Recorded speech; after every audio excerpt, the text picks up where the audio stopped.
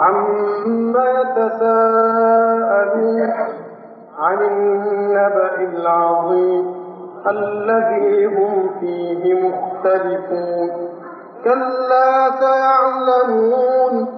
ثم كلا سيعلمون ألم نجعل الأرض مهادا والجبال أوتادا وخلقناكم أزواجا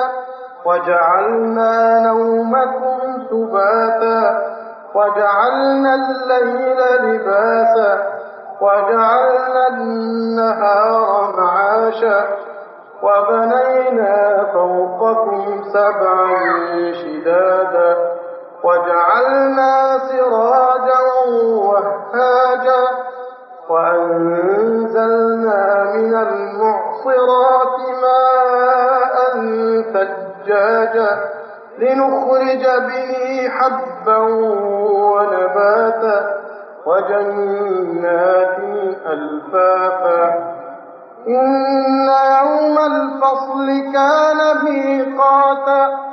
يوم ينفخ في الصور فتأتون أفواجا وفتحت السماء فكانت أبوابا وسيرت الجبال فكانت سرابا إن جهنم كانت مرصادا للطاغين مآبا ثابتين فيها أحقابا لا يذوقون فيها بردا ولا شرابا إلا حميما وغساقا جزاء وفاقا إنهم كانوا لا يرجون حسابا وكذبوا بآياتنا كذابا وكل شيء أحصيناه كتابا فذوقوا فلن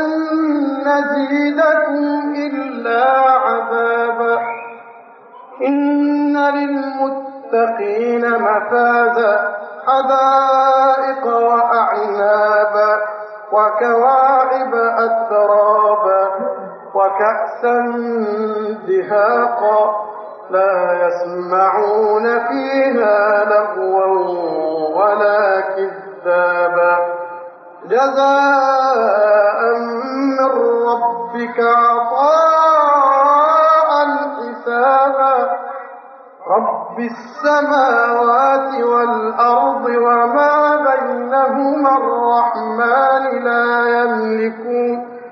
لا يملكون منه خطابا يوم يقوم الروح والملائكة صفا لا يتكلمون إلا من أذن له الرحمن وقال صوابا ذلك اليوم الحق فمن شاء اتخذ إلى ربه مآبا